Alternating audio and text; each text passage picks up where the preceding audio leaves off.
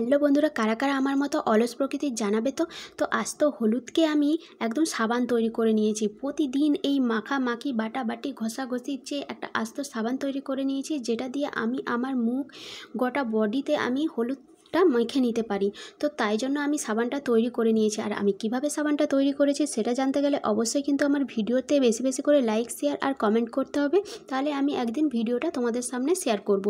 তো দেখো, সাবানটা বেশিক্ষণ নয়, 5-6 ঘন্টার মতো রাখলে জমাট বেঁধে যায়। তাও আমি একদিনের মতো, সারাদিনের মতো রেখেছিলাম। তারপরে রাত্রিবেলা দেখো সাবানটাকে নিয়ে আমি ভালো করে মুখের মধ্যে লাগিয়ে নিচ্ছিলাম, শুধুমাত্র দেখবার জন্য যে কিভাবে তৈরি হয়েছে।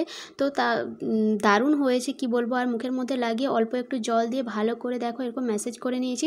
দারুণ কিন্তু গ্লো করছিল মুখটা ধুয়ে নেওয়ার পর, আর মুখটা সুন্দর হলুদ হলুদ করছিল। তো ভিডিওটি ভালো লাগলে অবশ্যই লাইক, শেয়ার, সাবস্ক্রাইব করে দিও। তো আজকের মতো এই পর্যন্ত, tata, bye bye, love you.